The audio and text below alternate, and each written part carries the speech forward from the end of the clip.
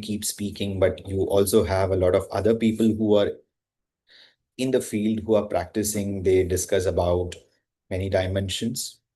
So today we have Sri Dakshinamurthy ji, Anurag Porwal, his birth name, from we're joining from Noida. And Anurag has been associated with our Mahavidyalaya for more than 3 years. And Anurag has been, like the way you are all systematically attending classes on a day-to-day basis. Anurag started uh, entire journey with the Mahavidyalaya in such a fashion, and he started continuing to learn and continuing to evolve.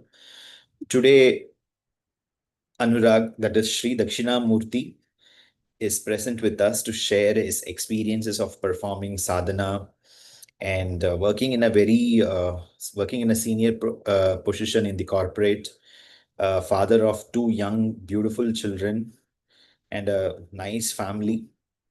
Anurag is here to share his experiences. I hope this is going to help all of you uh, to understand sadhana from a practical point of view. Namaskaram, Anurag. I think Anurag is not able to hear.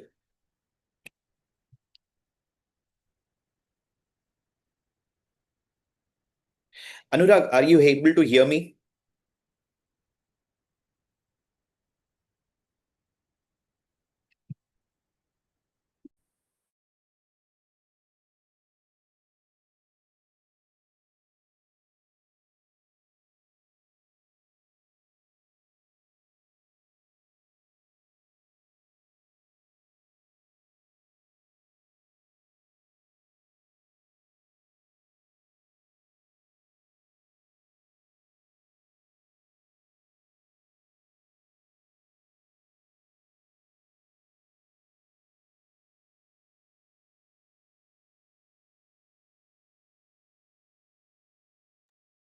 Anurag is having some internet issues, and Anurag is joining.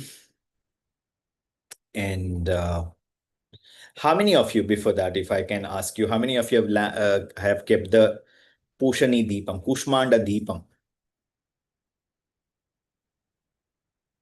You can raise your hands. Okay.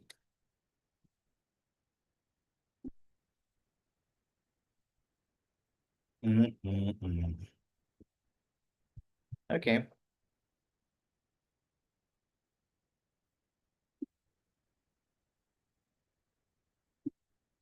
wonderful.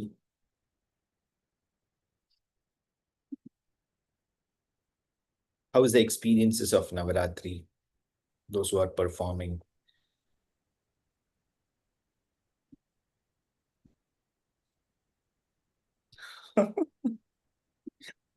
You're all talking to me in emojis, emoji conversation. Namaskaram, Guruji. Namaskaram, Manu. Thank you for joining. And I have already spoken very nice things about you. And I think it has went accordance with Shastra, because the Shastras very clearly says that a guru should not praise the Sishya, in front of everybody. So I think it went right into the domains and of Shastra Pramana. I kept talking about you, and except for you, everybody could hear it, I guess. So without wasting much of time, over to you, and you can start the session. I have introduced you and everything to our students. So you can please over. Thank you. Thank you. Just allow me a minute because I have to change my device at last moment. Increase this perhaps. I hope now this is good at my session. Namaskaram, everyone. So, Sri Ganeshaya Namah. Gurur Brahma, Gurur Vishnu, Gurur Devo Maheshwara, Gurur Sakshat Param Brahma, Tasmai Sri Gurve Namah, Sri Guru Sri Padukam Pujyami Tarpayami Namah. Yoni Mudram Darshami Yoni Mudram Pranamit. With humble pranams at the lotus feet of Guruji, I seek his blessings to speak on this topic. Whatever I share is based only on my limited understanding and personal experience. If there is any mistake and shortcoming in my words, I sincerely pray for Guruji forgiveness and guidance. So, in Guruji's prayer, Guru Prasad Matren Shakti Tosho Mahan Bhavet Shakti Santosh Matren Moksha Mapnoti Sadhakaha Guru Moolam Jagat Sarvam Guru Moolam Parantapah Guru Prasad Matren Moksha Mapnoti Sadvashi. The meaning of this shloka is गुरु की प्रसन्नता मात्र से शक्ति अत्यंत संतुष्ट हो जाती है और जब साधक पर शक्ति संतुष्ट हो जाती है तो उसे मोक्ष अवश्य प्राप्त होता है। इस सारे संसार का मूल गुरु है। समस्त समस्या तपस्याओं का मूल गुरु है। उत्तम और जितेंद्रिय साधक गुरु के प्रसन्न होने मात्र से मोक्ष प्राप्त कर लेता है।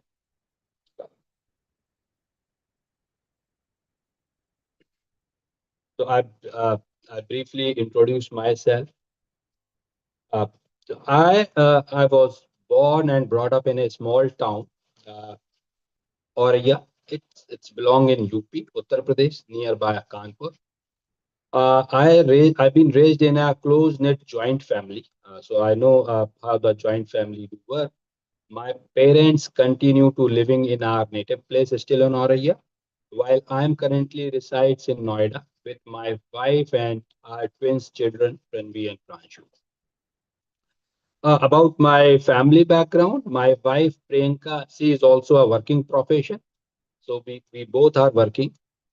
Family values, mutual respect, strong relationship have always been in the integral part of my upbringing. Uh, Academically, I hold a postgraduate degree, and on the professional side, I work in a IT industry as a mid-management role. My office is in Bangalore, but since COVID, I'm based out at Noida. This work from home facility is still continuing for me.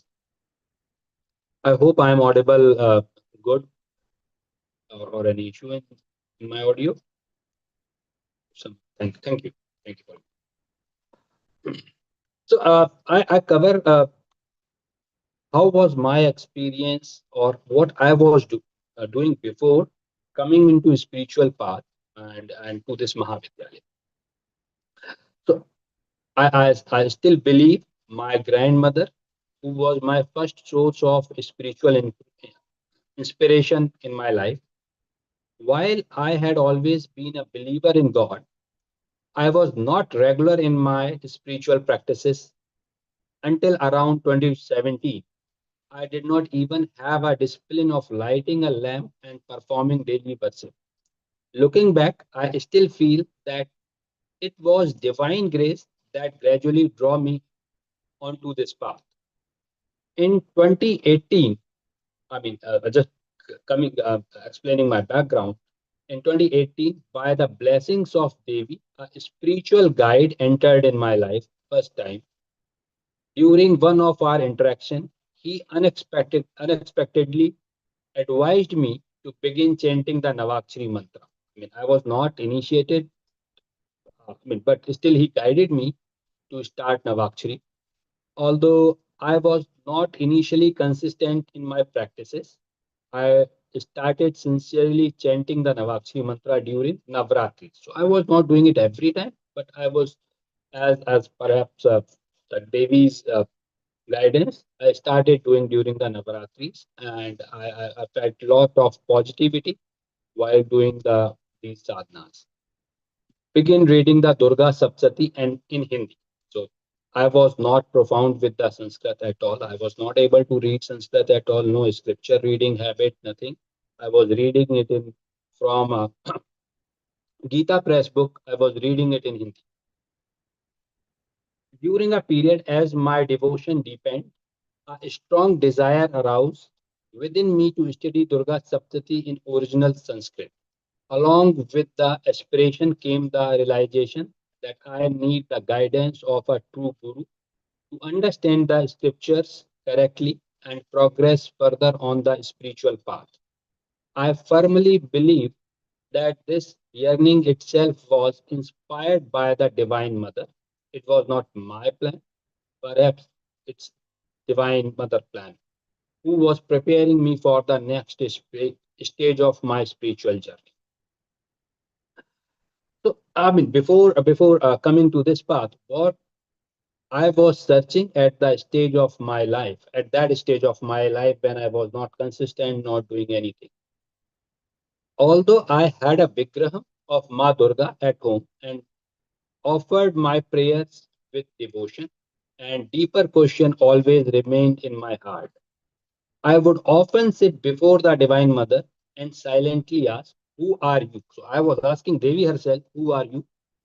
How can I know you? And who am I?" So, and that inner inquiry became the foundation of my spiritual seeking.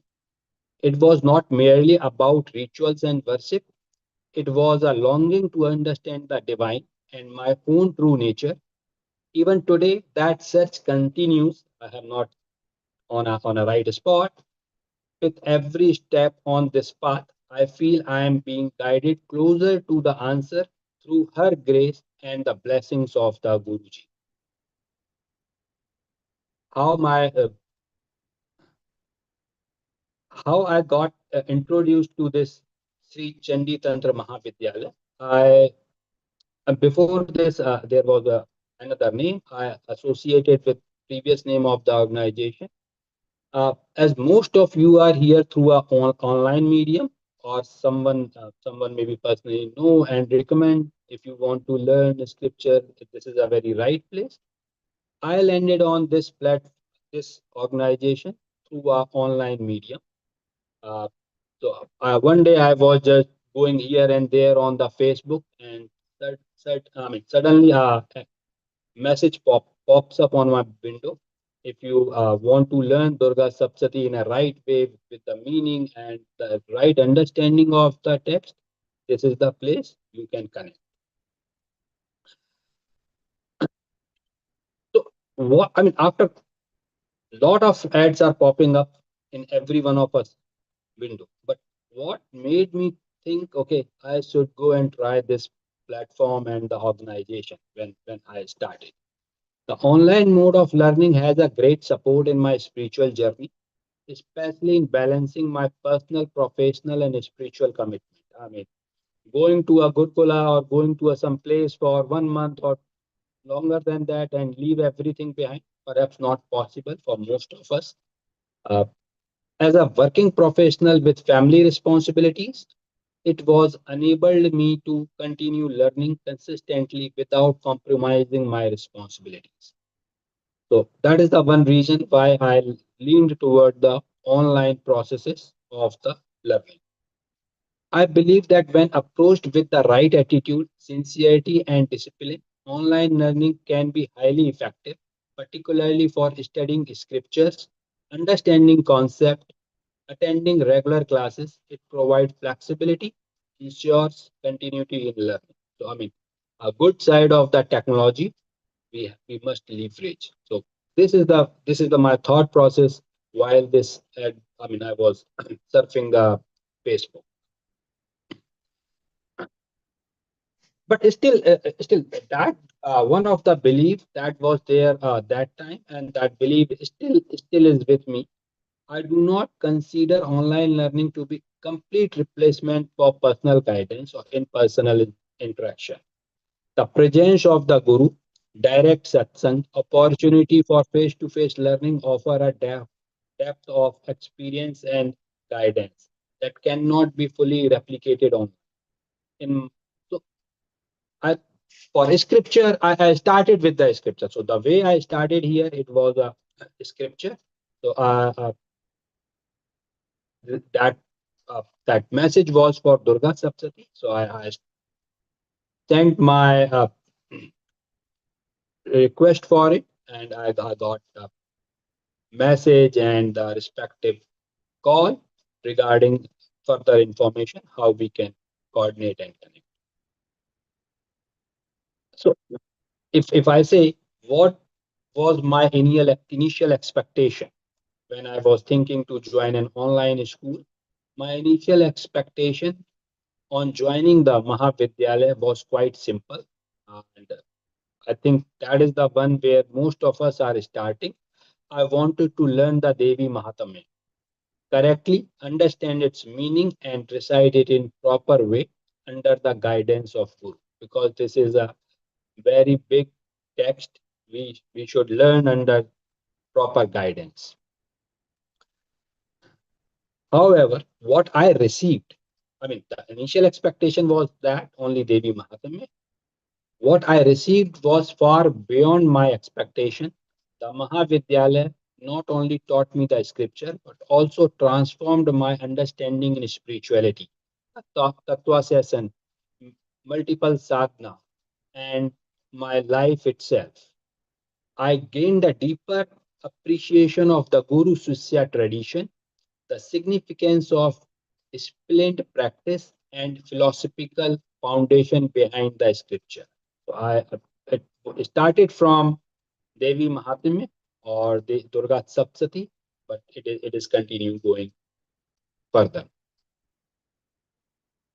When I started in my first semester, obviously, I mean it was not very easy ride for me. I would say rather initial few months, 3 to 6 months, was kind of roller coaster ride. Believe me, that it's not easy ride. When we onboard on a new plan, it's not easy, and everything does not come easier. Certainly, I was working in second, so my working time is somewhere 1:30 to 10:30 p.m. Though I mean, I mostly work in the second shift, UK shift, while many of the Mahavidyalaya classes were scheduled during the same evening hours, balancing my professional responsibility with regular classes and I mean, was quite challenging in the initial days. So, I mean, if it is a 1 hour class, I have to manage a lot of office calls. I have to inform the people or the respective people, request them to accommodate those classes, calls here and there. Or I was ready to take those calls because most of those calls are in the US hours. I have to, I mean, in my job, I have to work with the US people. So I requested them, can we have a call later on? So that I can make a window for the classes. Certainly it required planning, honest communication, and complete transparency with my workplace and my family. There were days when managing work commitments, attending classes, and fulfilling family responsibilities felt overwhelming. I mean, don't think it is easy path. I mean, it's not cakewalk. However, the eagerness to learn, explore new spiritual horizons, and make the best use of this opportunity keep me motivated. So I continued here. Looking back, those initial months taught me valuable lessons in discipline, time management, commitment, and perseverance. Despite the challenges, they strengthened my conviction that when the intention to learn is sincere, the divine and the guru create a way forward. So I was not the one who was setting the things here and there. It was the Devi's own plan to make it happen. So when I started in this journey from 2023, early 2023, and when we were learning in the initial days, there was no YouTube recordings. Now YouTube is making life simple. We can do as many as repetition as play, pause, listen again, practice with that. So it is great. Online reference material were not much available. I wondered how I would manage to keep pace with the classes, especially while balancing my responsibilities in professional side and the family side.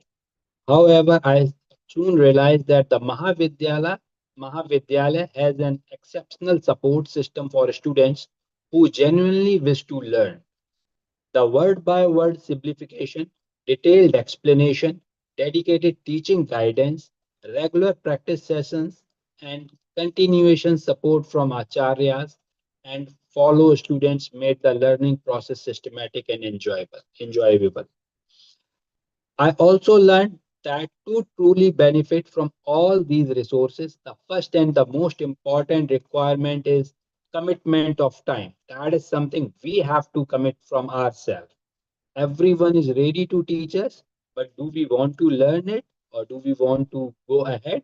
It is we have to commit to ourselves. When a student sincerely dedicate time and effort, the Mahavidyalaya provides every possible support to ensure steady progress. My experience, this is my personal experience, enforced in my belief that sincere intent, disciplined effort, and Guru's grace together make even the most challenging learning journey achievable. So we have to keep trust. That is the key. Commitment from our side and trust.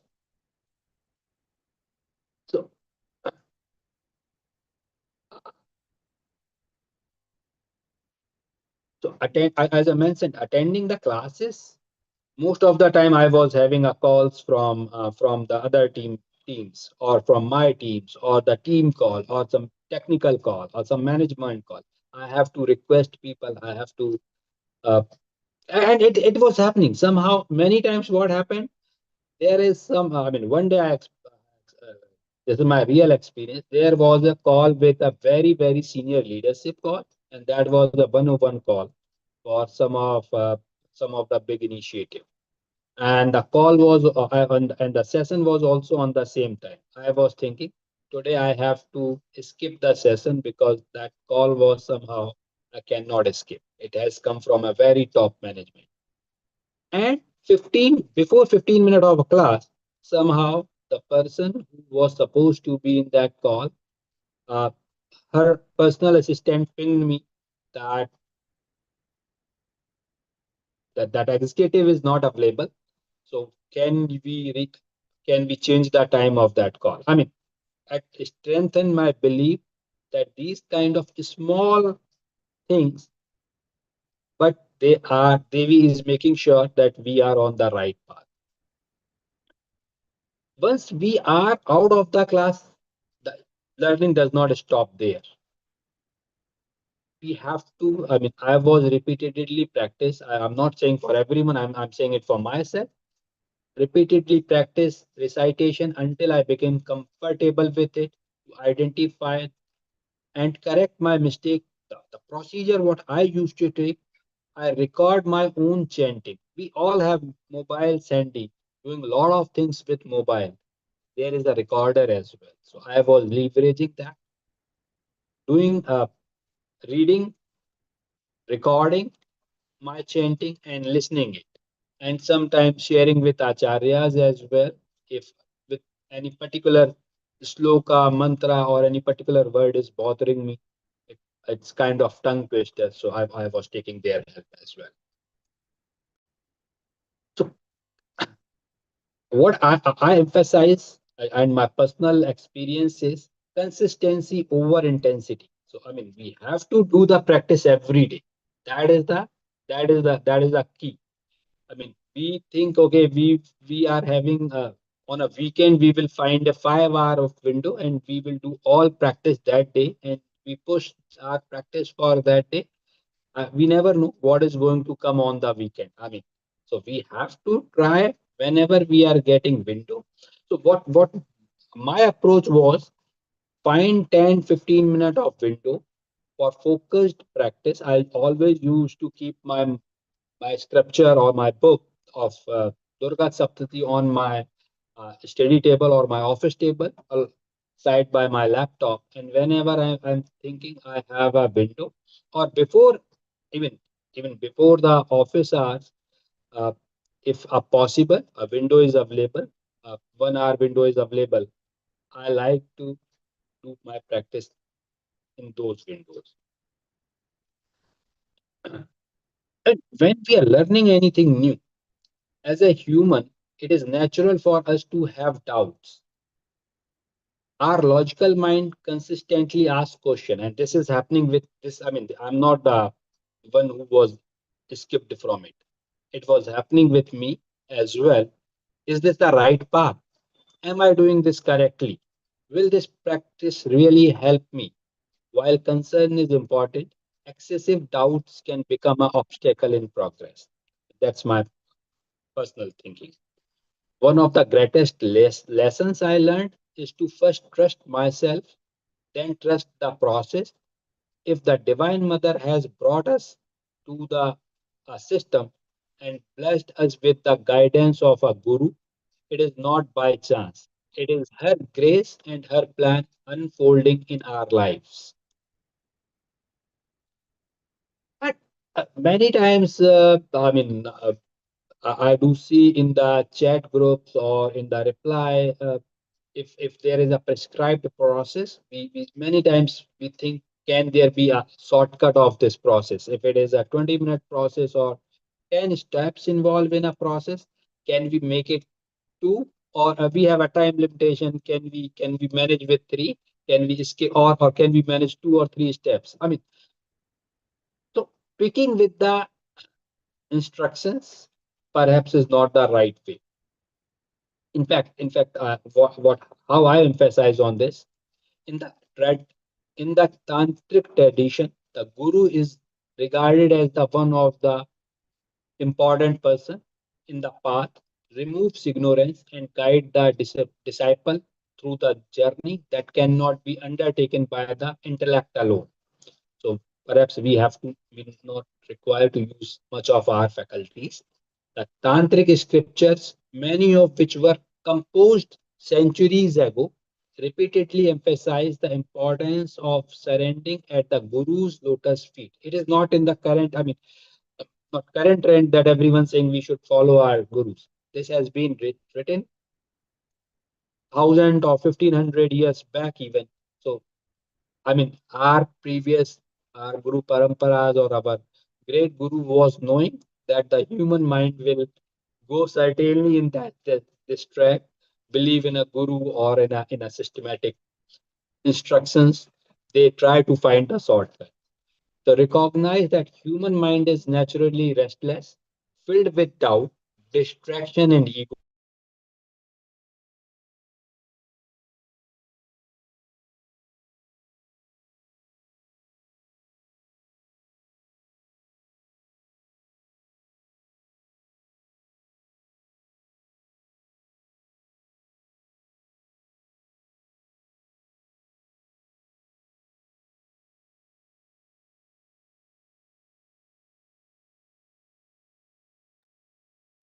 Anu, we are not able to hear you.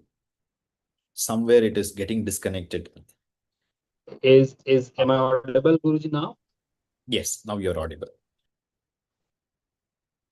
So I'm talking about a point.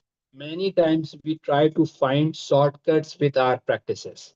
Whatever instructions we are receiving from Guru or from any system, it's we always think what could be the possible shortcut, or if it is a 10-step process, what how many steps we can skip as per our convenience.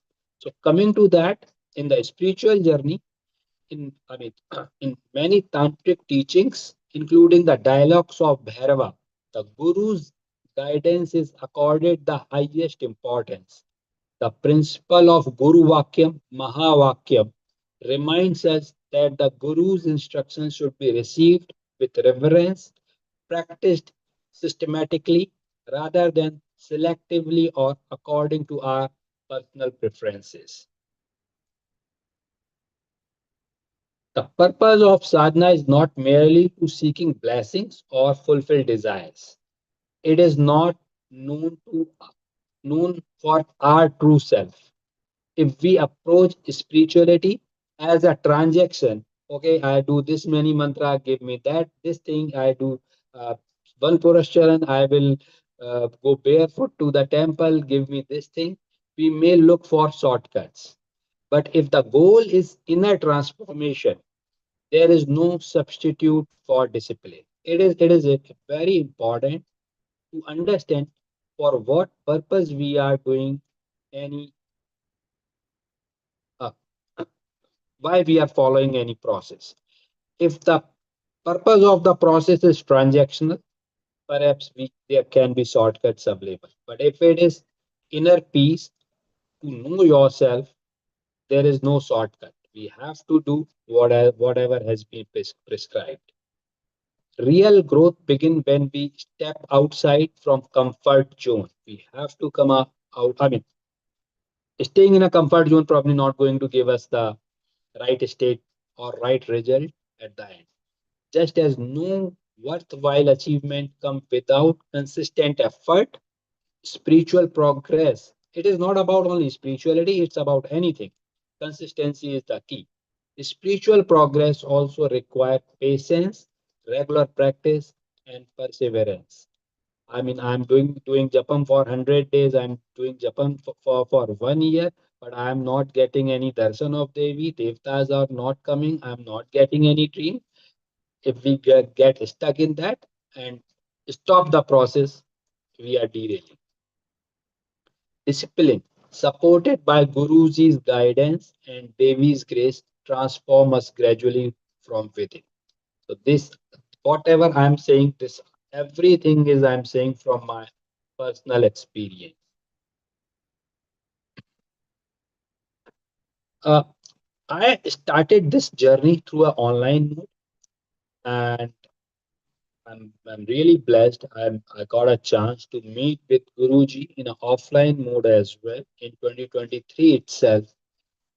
First time I met with the Guruji in person in Bangalore. I traveled to Bangalore from Noida for a Ganesh Upasana event in 23.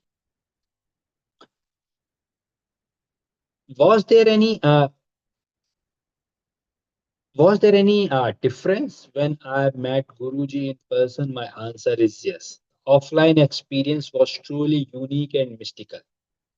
While online classes are excellent for learning the scriptures, Guruji's physical presence carries a depth that is difficult to express in words.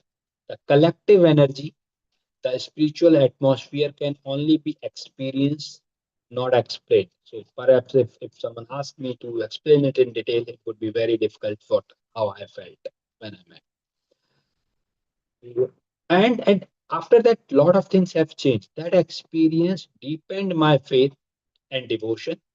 It reaffirmed the importance of both online learning and in-person Guru Sannidhi is one's spiritual journey.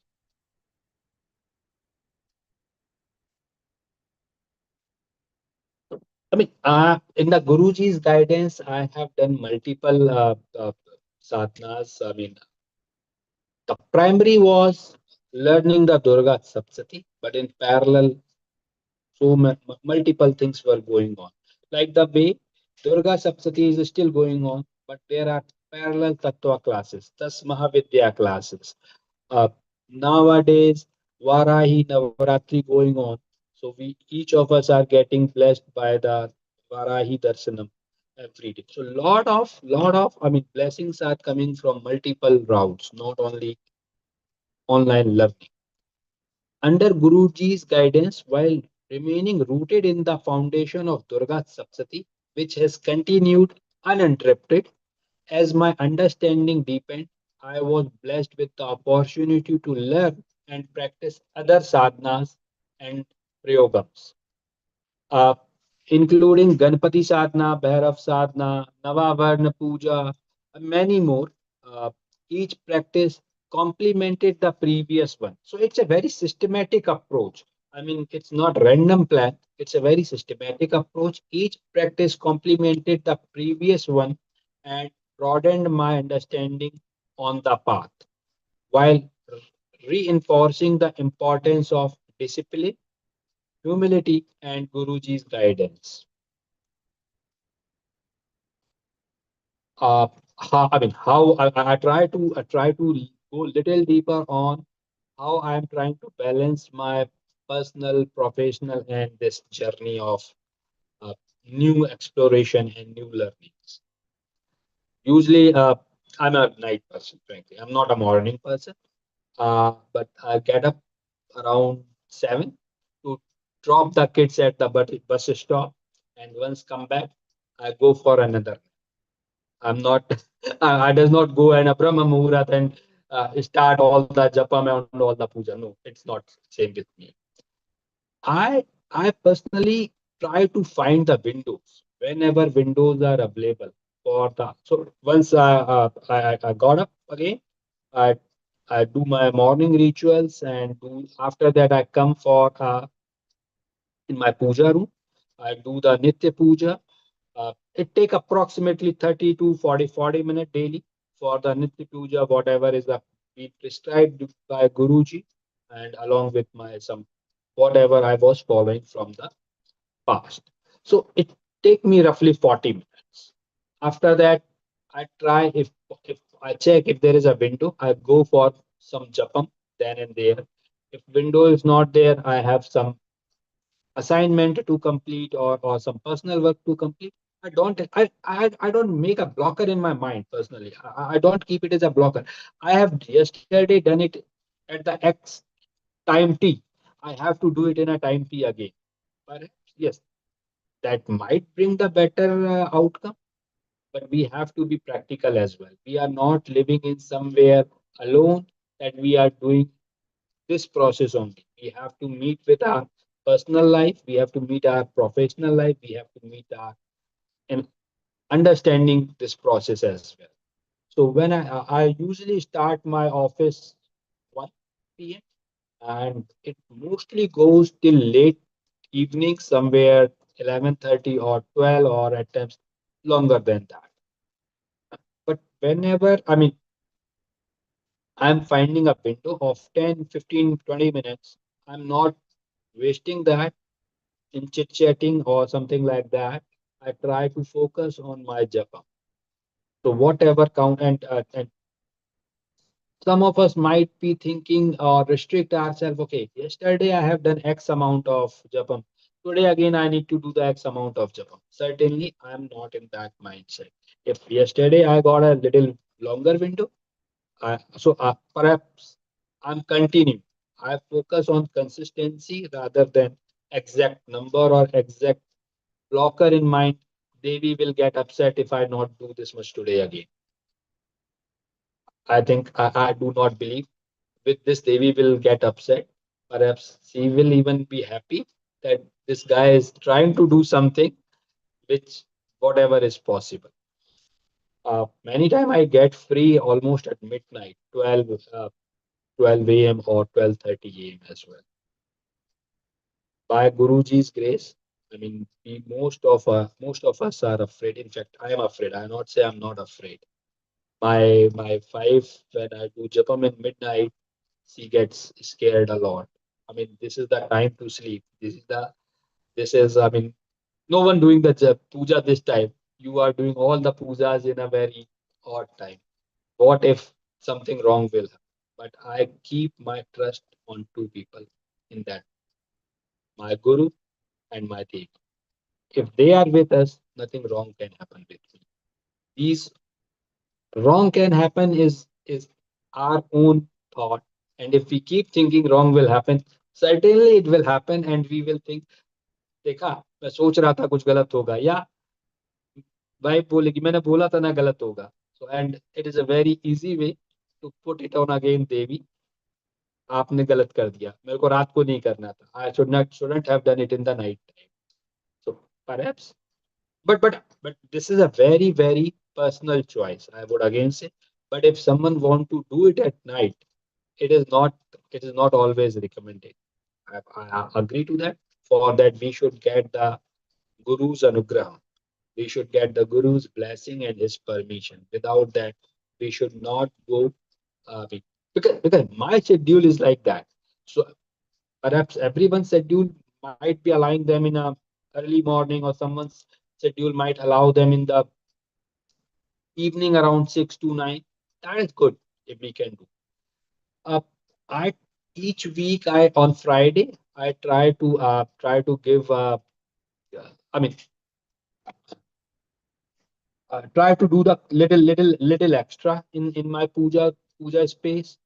Uh, Sometimes, but that something is not again very particular. I'm not very particular. If like for an example.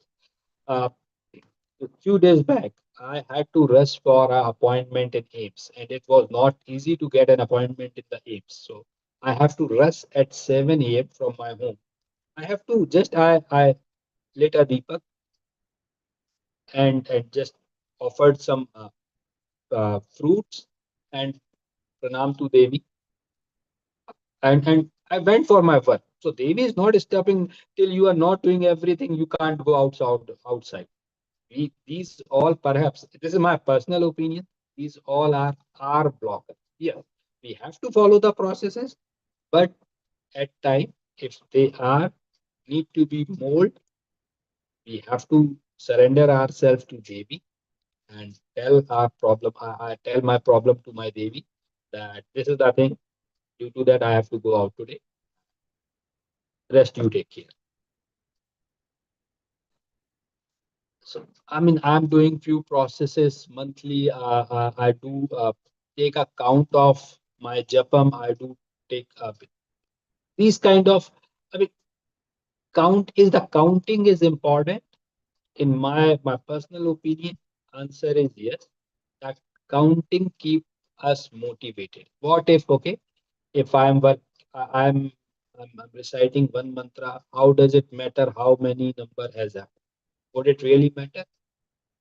It would matter in terms of it motivate yourself or myself that, oh wow, I'm able to achieve this much, I can do more. So in that front, probably numbers matter.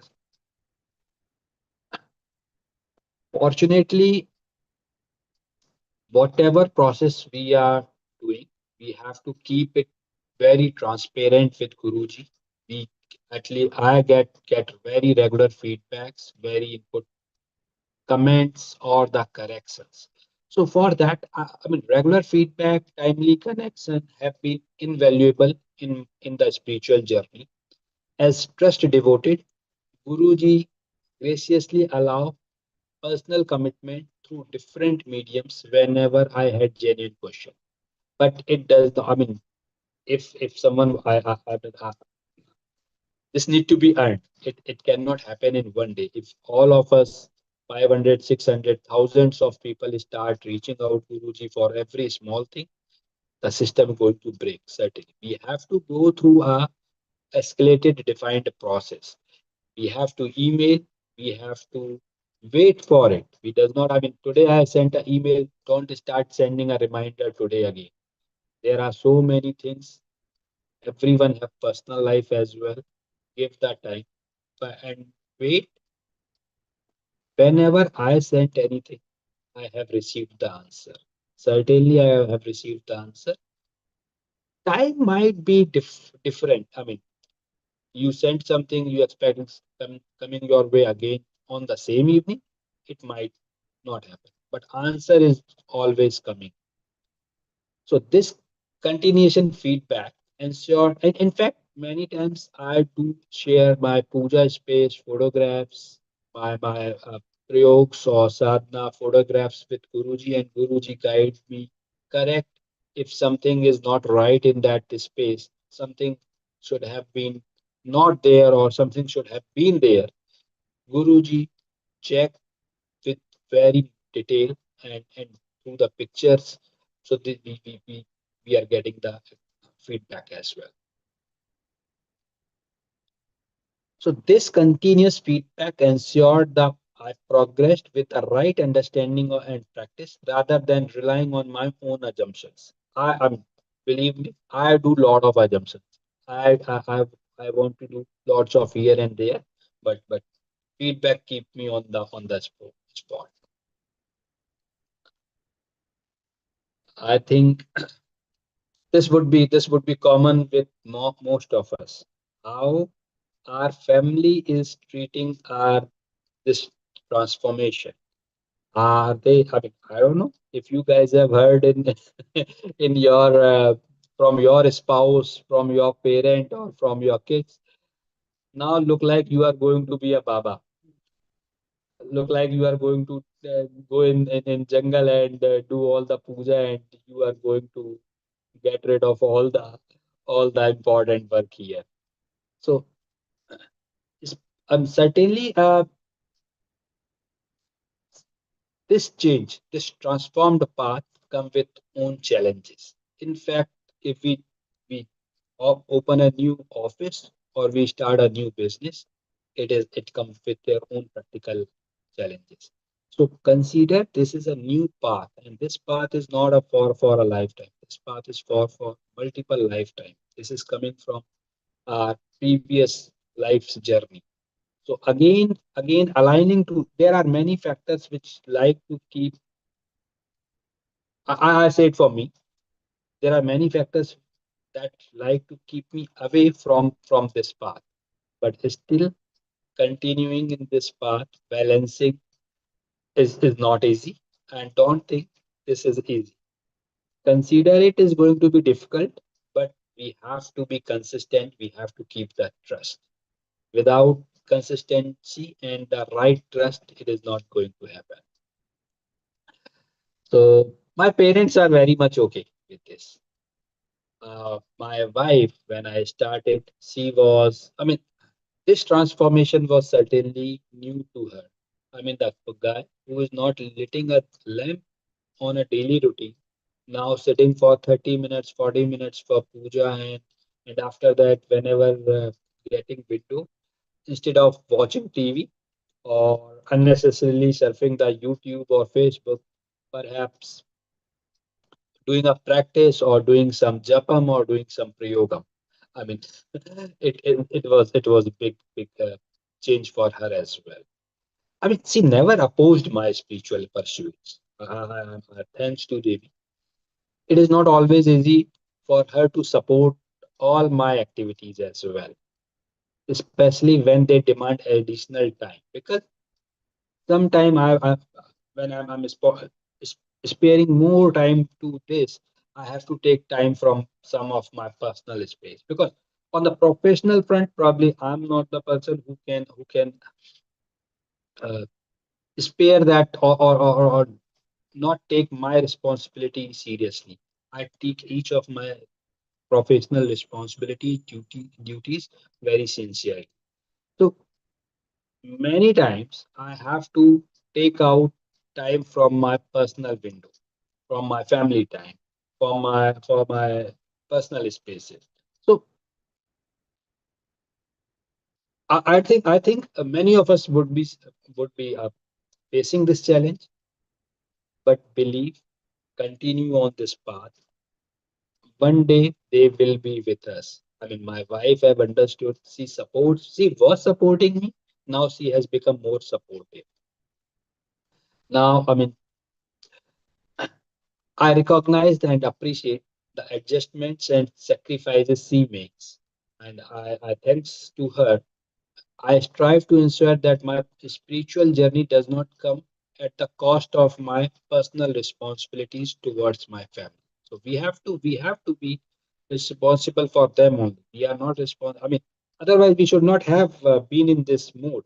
We should have left the family and gone somewhere. They would have managed better without us. We are in front, but we not doing anything for them. It's a very difficult. So we have to be with them as well, and we have to be with Guru and Devi as well. This balancing act continues to be a learning process for me, and still it is a learning. I'm not saying I'm a right spot. Through the grace of Devi, the guidance of Guru, I'm learning that true sadhana is not about withdrawing from worldly responsibilities, but about performing every role with devotion, sincerity, and maintaining the balance as offering to the divine. Divine has brought us to this world. She has made the setup of families. So we cannot abandon everything and go from here. We have to be in this path as well.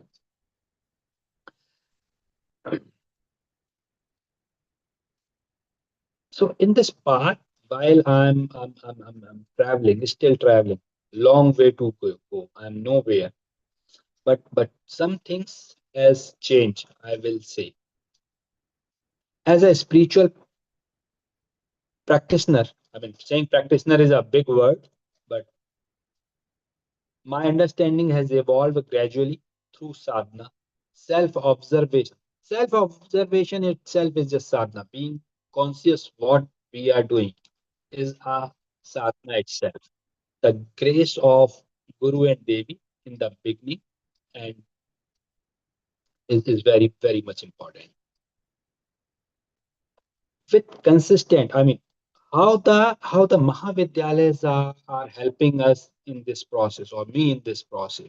With consistent practice, guidance received at the Mahavidyalaya, I begin to understand that true spirituality is the inner transformation. It is about reducing the influence of ego, becoming more aware of my thoughts and actions, learning to surrender to divine. That is my learnings. So I stop here, and I take a break here with the Guruji's permission. I conclude with, if with Guruji's permission, if Guruji allow, if any male Vidyarthi or seeker feel hesitant to approach Guruji directly for a practical guidance, I mean, regarding balancing profession, family life, and sadhana, they are welcome to write. We can talk. I mean, I can share my experience, probably what situation you are. I might also be in the same situation or still in the same situation. But what I am doing, I can share it with Guruji, but it need to happen with the Guruji's permission. Uh, Without permission, personal interactions are not allowed. So I would say sadhana is not about becoming extraordinary overnight. Don't think it is going to happen in one night. Today I have done the japam and tomorrow everything going to be very smooth for me. Might tomorrow might come with more difficulty. It is about quietly showing up every day, trusting the guru, following the shastras, allowing the Devi to transform life one step at a time. Don't look for a big jump that I will cross all the barriers in one day and become something extraordinary. Follow the process, seek for guidance. Sri Matre Namaha.